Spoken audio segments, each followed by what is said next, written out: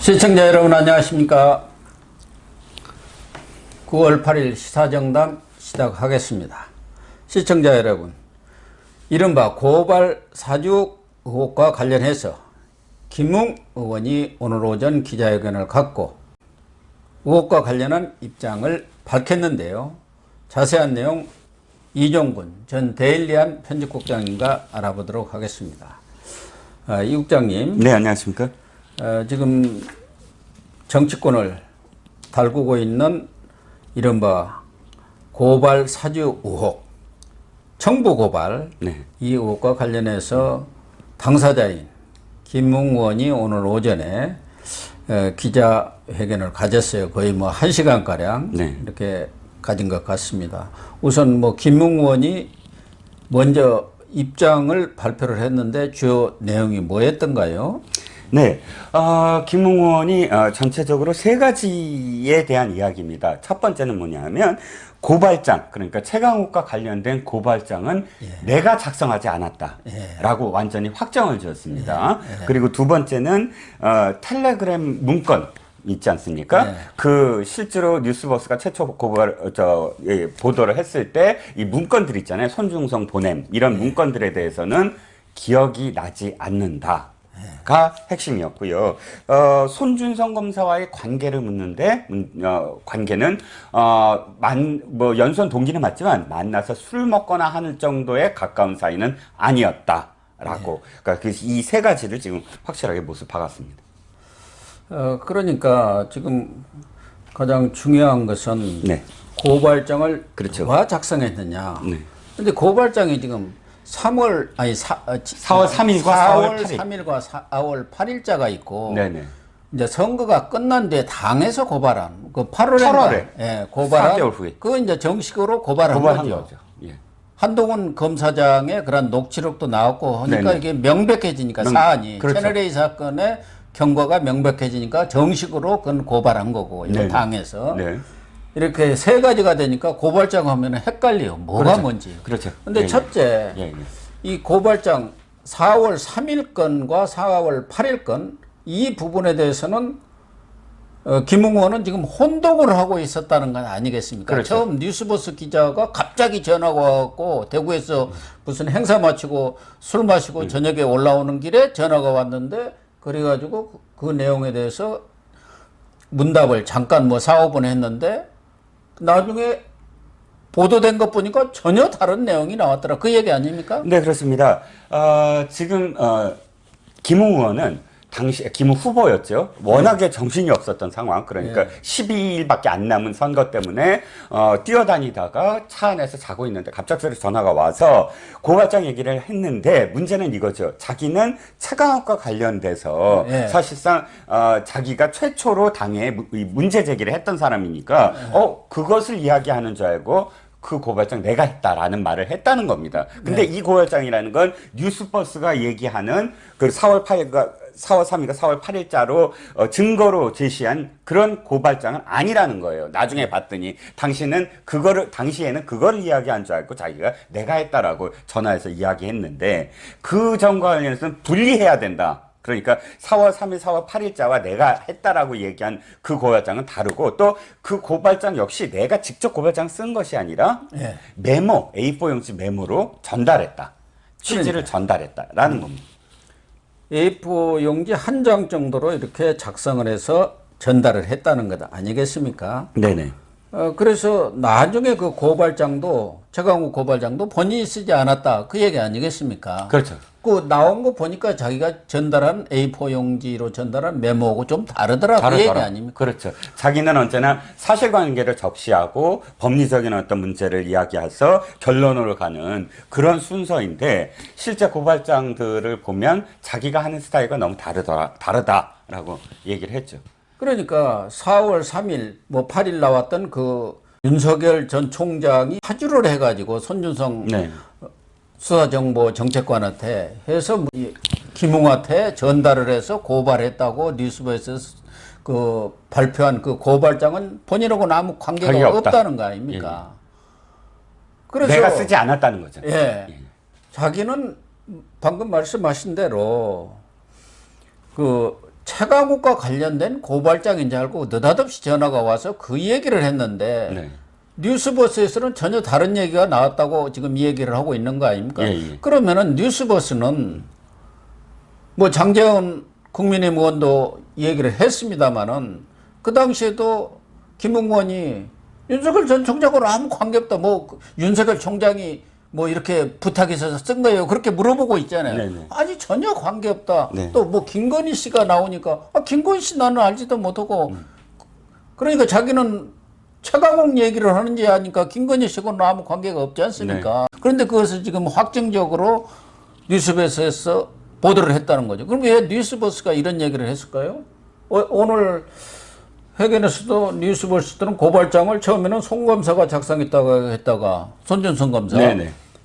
뒤에는 또 본인이 김웅이 작성했다가 했다가 지금은 둘이 작성했다 이렇게 지금 계속 보도도 오락가락한다. 그럼 뉴스버스는 무슨 의도를 가지고 이렇게 전혀 김웅 의원이 했던 얘기와 다른 얘기를 하고 있는 거예요. 그리고 김웅 의원도 뉴스버스가 보도된 뒤에 자기가 생각했던 거고 전혀 다른 얘기가 나와서 그것에 대해서도 수정해달라고 요구까지 했다는 거 아닙니까? 그렇습니다. 그러니까 지금 결론적으로 말씀드리면 국민들이 받았을 때 이런 어떤 뉴스들을 받았을 때 첫인상이 윤석열이 검찰총장 시절에 자신과 부인과 한동훈을 구하기 위해서 국민의당과 손을 잡고 이것을 고발해서 문제를 뒤집으려고 했고, 국민의힘 측에서는 총선에 이것을 이용하려고 했다라는 인상이 딱 지워지거든요. 그런데 이게 아니라고 하는 것을 이렇게 증명해내기에는 굉장히 시간이 많이 걸리고, 그것을 완전히 다르구나라고 인식시키는, 그런 과정이, 특히나 대선 경선 국면에서는 유야무야 되었거든요. 그렇죠. 다 선거 끝난 다음에나 밝혀지고 우리가 김대엽 사건 기억하시잖아요. 똑같은 거예요, 지금. 김대엽 사건 막 해갖고 제2의 와 김대엽 사건. 이해창 아들 정말 그렇게 해서 군대 면제 시켰구나라고 다 인정하고 선거 끝났는데 나중에 김대엽이 사실 내가 가짜였다라고 얘기하면서 완전히 뒤집어지지 않았습니까? 지금도 사실은 이것이 진실이 밝혀지려면 대검이 빨리빨리 수사를 해야 돼요. 대검 수사 감찰을 하고는 있는데 지금 언제 할지 또 감찰을 한더라도 감찰부장이 한동수 아닙니까? 네네, 그렇습니다. 윤석열 죽이기로 작정을 해가지고 그렇게 징계까지 뭐 추진했던 한동수가 하는데 그 감찰 결과가 제대로 나올 리가 있겠습니까? 지금 대검이 이것을 뭉개고 있다라는 첫 번째 증거가 바로 판결문입니다. 기억하시겠지만 지금 뉴스버스가 지금 폭로했던 이 건의 가장 큰 증거가 손중성 검사가 이 첫 번째 넘겼을 때 김웅 후보에게 넘겼을 때 첨부 자료로 판결문이 있었는데 이 판결문이 어떤 판결문이냐면 제보자 X, 지모 씨, 제보자 X가 2014년도에 사기 혐의로 걸려들어서 유죄 판결을 받은 판결문이거든요.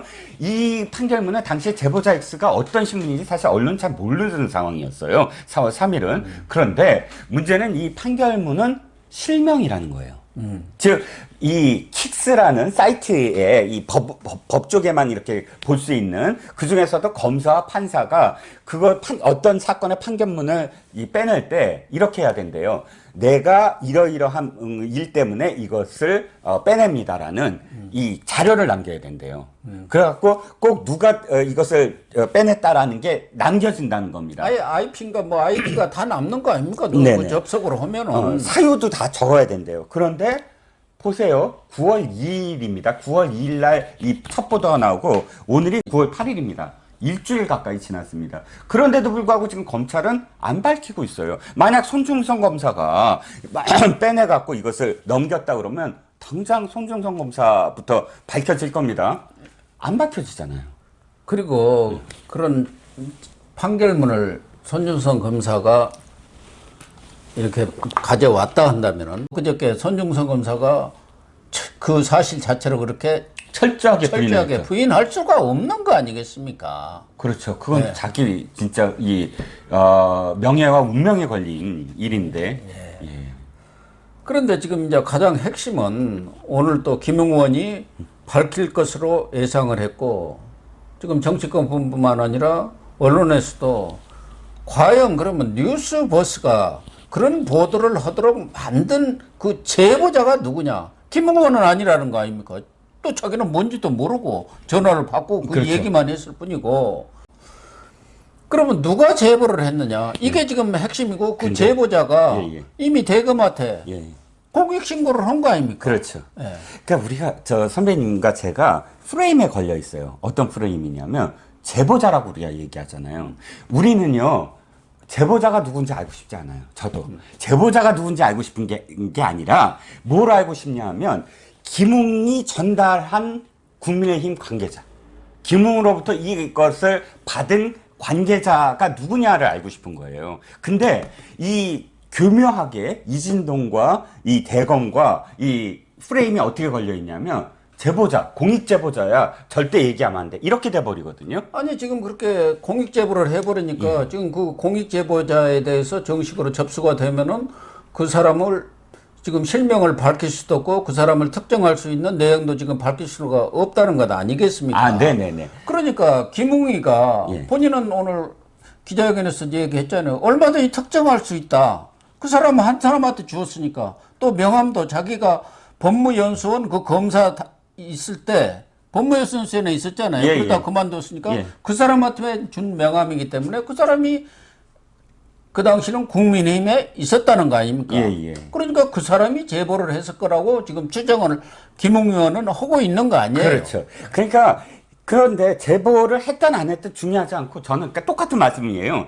김웅이 오늘 그 사람을 밝혀야 된다. 제보자로서 밝히는 게 아니고 내가 그 사람한테 전달했다. 그 사람이 제보했는지 안 했는지는 내가 알 수 없다. 하지만 이 사람한테 전달한 건 내가 밝혀야 된다.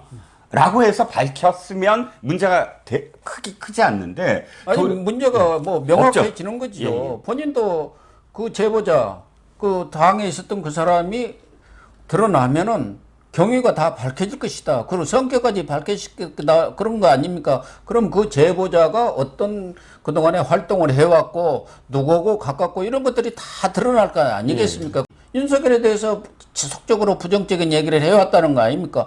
그런 것들이 밝혀지면 그 사람의 성향이 드러날 거다 하는데 그 사람을 지금 못 밝히고 있는 것도 김웅원도 마찬가지로 지금 공익제보 그거 밝히면 법에 걸린다고 하니까 자기도 국회의원인데 자칫하다가는 사법 처리 당할 것 같으니까 또 안 밝히고 있는 거 아닙니까? 그러니까 이게 지금 이진동이라는 사람이 얼마나 정말 저는 좀 뭐랄까 그 기자답지 못한지 첫 번째는 기자는 기사로서 말해야 되는데 기사 쓰고서는 한 일주일 동안을 다른 TBS라든지 한겨레 나가서 뭐 새로운 기사가 있다고 그 선전만 하다가 어저께 바로 이 자신한테 제보한 사람을 공익 신고자 신분으로 전환시켜 버렸어요. 그래서 오늘 아침 기자회견 때 김웅이 이 말을 못하도록 원래는 김웅 의원이 제보자를 밝히는 기자회견이었다고 저도 들었습니다 어저께. 그런데 오늘은 공익신고자 신분이기 때문에 말을 못합니다. 그래서 기자들이 사실 집요하게 물어봤어요. 뭐 혹시 어느 캠프에 있느냐, 혹은 뭐 어디까지 말해줄 수 있느냐. 근데 다 말해줄 수 없다. 하지만 근데 계속 토를 달아요. 이 사람이 신원이 밝혀지면 모든 게 다 밝혀진다. 라는 겁니다. 아니 그러니까 이 사람이 여러 정당에 왔다 갔다 하고 선거판에서 또 이 정당판에서 많은 이런저런 좀 음모성이랄까 그런 일들을 해왔다고 지금 언론에 계속 보도가 되고 있지 않습니까? 그런데 문제는 대검에서는 그거 공익제보를 아주 그냥 바로 접수한 날 공익제보자로 했지 않습니까? 네. 과거에 국민권익위 같은 경우는 이 공익제보 이런 부분에 대해서 그 추미애 아들 사건 네. 뭐 일주일인가 뭐 상당히 오랫동안 걸렸죠. 오랫동안 뭉개면서 공익제보자냐 아니냐 했는데 왜 대검에서 이렇게 바로 했을까요? 왜 또 대검에 가서 신고를 그렇죠. 했을까요? 국민권익위 아니고. 당연히 이게 공익신고와 관련해서는 국민권익위가 주무부처거든요. 예. 근데 권익위에 안 갔다, 대검에 갔다, 아무리 뭐 좀 음모론이라고 저희가 비판을 받더라도 사실상 대검으로 달려간 이유가 도리어 그리고 대검에 휴대폰 제출해버리고 해갖고 지금 감찰부장이라든지 지금의 대검 분위기가 완전히 뭐 친여의 어떤 성향이라는 어떤 상황 속에서 사실상 이게 선거 전에 빨리 수사를 진행시키지 않을 가능성이 높아지고 있다는 겁니다. 아니 그러니까 김우수 검찰한테 보호를 받겠다고 해서 대검으로 달려간 거 아니겠습니까? 뻔한 거 아니에요. 예. 그렇게 되면은 결과적으로 지금 법무부고 대검에서 감찰을 한다고 하지만 그 감찰 결과가 제대로 나올 수 있는지도 의문이고, 설사 감찰 결과가 윤석열이라든가 아무 관계없다 이렇게 나온다 한들 거기서 쉽게 그렇다고 바로 발표를 할 발표할 리도 리가 없고. 없지 않습니까? 그렇죠. 그러다 보면 결국은 이게 대선 내 제2의 생태땅 사건이 나는 것이고, 제2의 채널A 사건, 제2의 김대엽 사건. 김대엽 사건으로 가는 거예요. 그렇기 때문에 이 내용으로 보면은